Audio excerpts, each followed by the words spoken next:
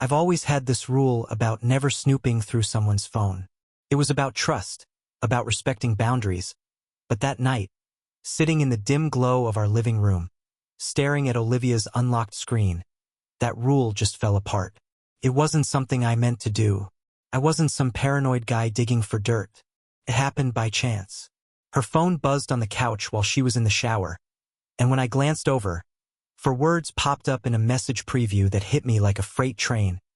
Tonight was incredible, babe. My mind stalled. It had to be a mistake, right? Maybe a friend joking around? But something deep inside me tightened, a gut feeling I couldn't shake. My pulse started racing as I picked up the phone, my fingers trembling just a little. The screen unlocked with a swipe. No passcode, no hesitation.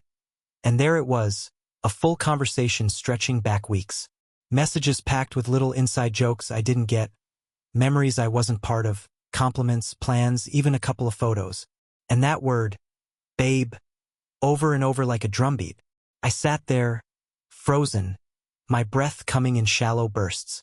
At first, I didn't even feel mad, just stunned, like my brain couldn't catch up to what my eyes were seeing. I kept scrolling, each text hammering another crack into the trust we'd built. Then I hit the latest one. Can't wait to see you tomorrow, same spot. Tomorrow. This wasn't some old fling that fizzled out.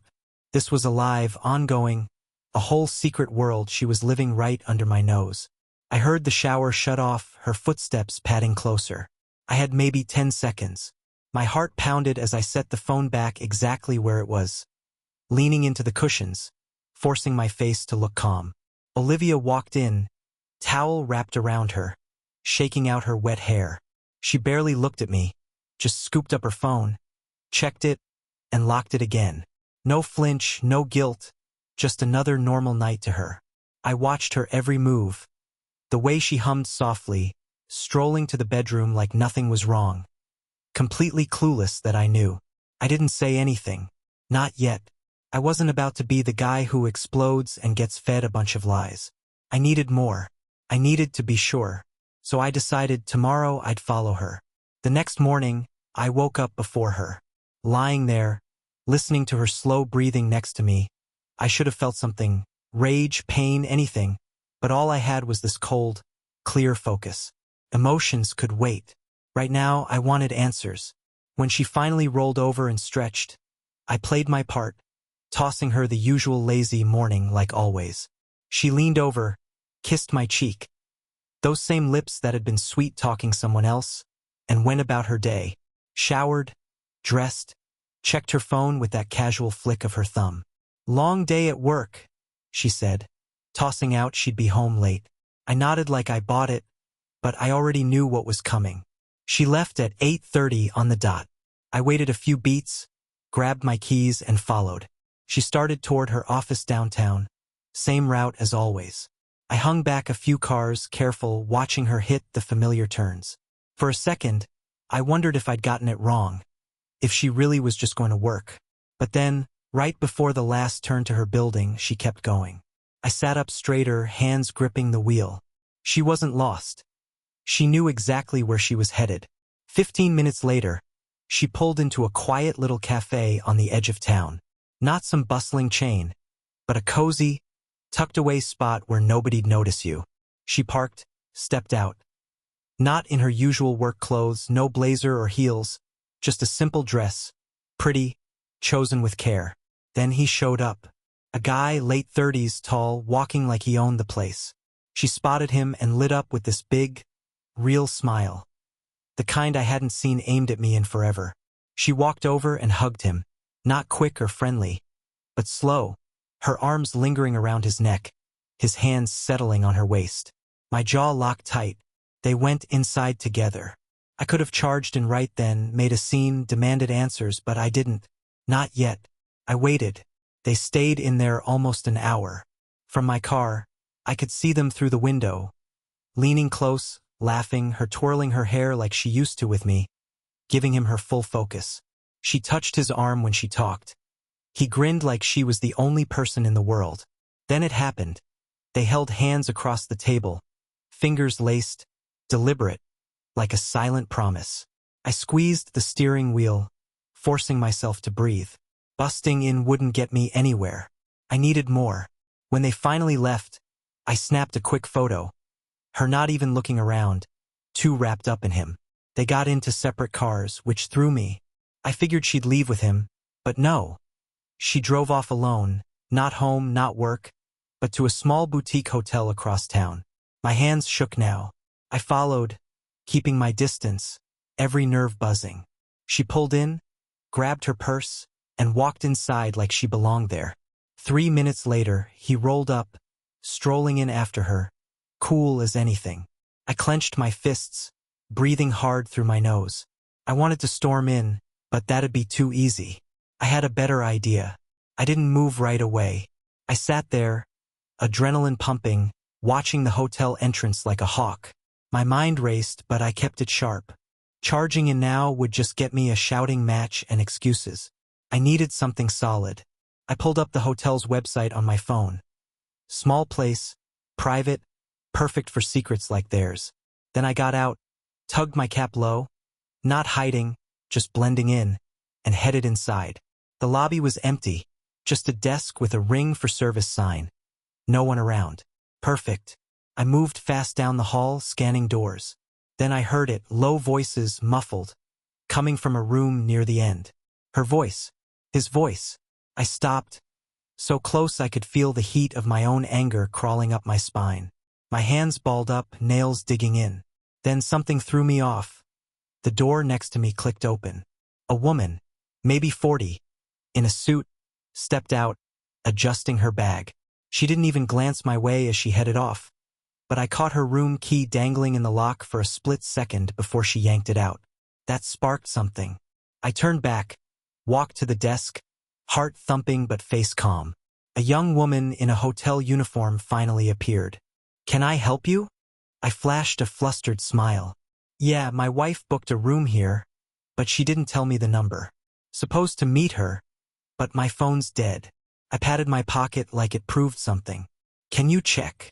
She paused, eyeing her screen. "Name?" I knew Olivia wouldn't use hers. She's too smart for that. But I had a move. I leaned in, voice low, sheepish. She probably booked it under a guy's name. Said it was a surprise. And now I'm just standing here like a dope. That did it. She smiled, buying it. His name. I didn't know, but I took a shot. Maybe, James? Her eyes flickered. Bingo. She nodded. James Miller, room 214. I grinned, relieved. That's it. Thanks. And just like that, I had them. I stepped out of the lobby and back into the parking lot, my head buzzing with what I just pulled off. I had their room number, 214, and Olivia and this James Miller were right where I wanted them. But I wasn't about to kick down the door and play the raging husband. That's what they'd expect, what cheaters brace for. A big blowout where they can cry and lie their way out. No, I wanted them to feel safe, to dig themselves deeper while I set up something they'd never see coming. I slid back into my car, gripping the wheel as I took slow, deep breaths to keep my cool. Olivia had no clue I was onto her. Neither did James. That was my edge. I pulled out my phone and searched James Miller in our city, narrowing it down with LinkedIn. A few profiles popped up, but one caught my eye. A guy in his late 30s, real estate agent, downtown firm. I clicked his picture, and there he was, the same confident stride I'd seen at the cafe. A professional with a reputation to lose. That gave me something to work with. I started thinking ahead. Instead of barging into 214, I drove around to the hotel's side exit. Places like this always have back doors for guests who want to slip in and out unnoticed. Perfect for their little game. I waited, and sure enough, a maid pushed out with a cart of linens, barely glancing my way. I caught the door before it clicked shut and slipped inside like I belonged. The hallway was quiet, carpet soft under my feet, lights dim. My pulse hammered as I moved toward 214. I stopped outside, itching to pound on the door and end it right there. But I held back. I pulled out my phone and texted Olivia instead. "Hey, just checking in. How's work?" A test. Seconds later, I heard a faint chime inside the room. My chest tightened. I pictured her seeing my name, smirking as she cooked up a lie. Then I heard his voice, low and easy, followed by her laugh. A bright, carefree sound I hadn't heard in months. My jaw clenched. My phone buzzed with her reply. So busy, meetings all day, home late, love you. That love you hit like a slap, all fake sweetness. I exhaled slow and steady, then pulled out a voice recorder I'd grabbed that morning. I'd started it when I entered the hotel. Now, I slid it under the door, flat against the carpet to catch every word inside. I wasn't just going to bust them, I'd let them bury themselves. I walked away from 214, my mind ice-cold and sharp. The recorder was running, and all I had to do was wait. I slipped out the side exit, smooth as I'd come in, and got back in my car. My hands weren't shaking anymore.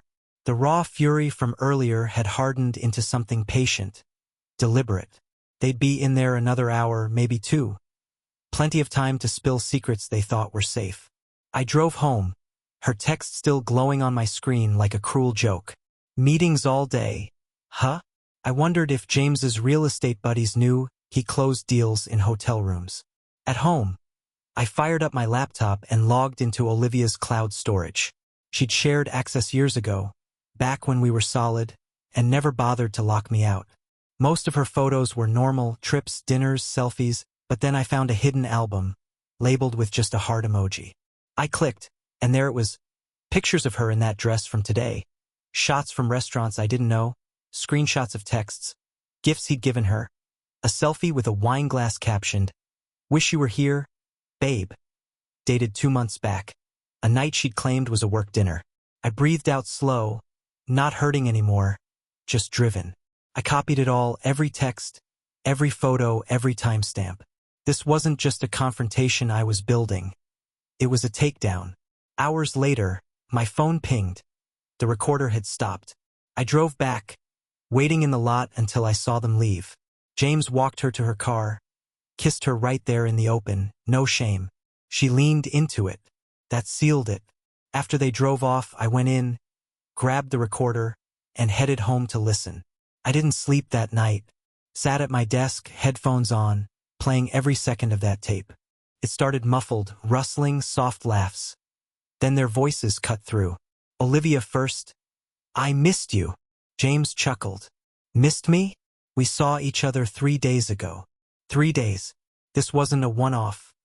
It was routine. She sighed. "I know, but it's not enough. I hate sneaking around." He hummed. "You said he'd catch on if we shook things up too fast." She groaned. "Yeah, he's been off lately. I think he's noticing, but I've kept him distracted." Distracted, like I was some clueless kid she could toy with. James's voice dropped. "So when were you telling him?" A long pause. Then Olivia, "I don't know." He laughed. "You said that last month." She huffed. "I know, it's just he's not a bad guy. If I tell him now, I lose everything. The house, my setup. I've got to play it smart. My setup. That's what I was to her, a safety net." James teased. "So you'll keep lying?" Her answer was quick. "If it keeps things smooth for now, yeah." I stopped the recording. Not because it stung, I was past that, but because I had enough. She wasn't torn or guilty. She was scheming, playing me while she lived her double life. But I was ahead now. The next day, I set it all up.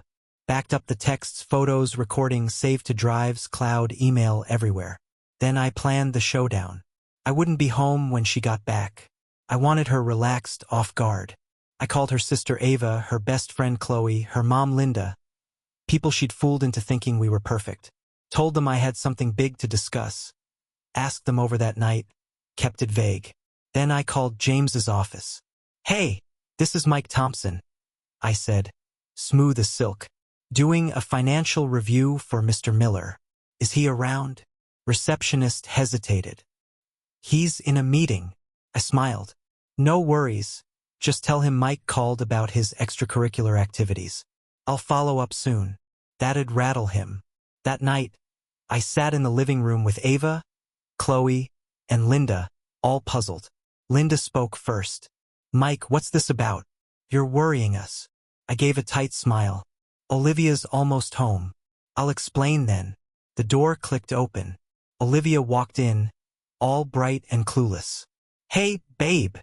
She froze, eyes darting to everyone. What's going on?" I stood. "Sit." Her smile twitched. "Okay, and you invited my family for it? What's happening?"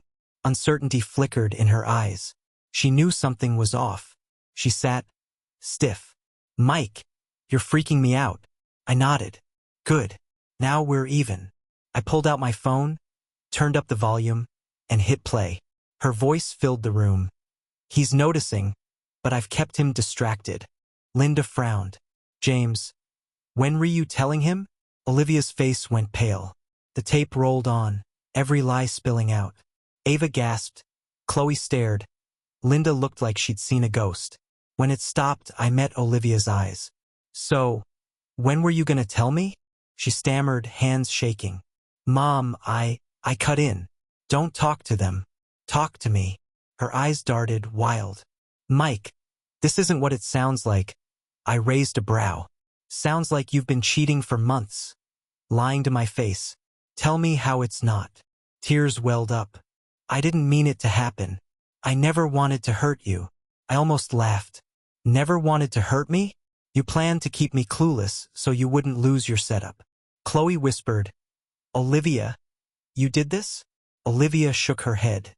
"It was a mistake." "Which part?" I snapped. "The lying? The sneaking? The waiting to ditch me when it suited you?" Linda sighed. "Olivia, my God." Olivia turned to me, desperate. "Mike, please." I stood taller. "You're done. Lying, manipulating, pretending." Her breath caught. "You're leaving me?" I laughed, cold. "You left first. I'm just done pretending." Tears fell. "We can fix this." I dropped divorce papers on the table. "Too late." She gasped, shaking, her world collapsing. I walked out, left her there, and didn't look back. Next day, I grabbed my stuff. Her crying, begging, didn't move me. I took off my ring, set it down. "You lost me when you chose him," I said, and drove away free. Thank you for listening. If you enjoyed this story, don't forget to leave a comment and hit the like button. Share your thoughts. I'd love to hear your perspective.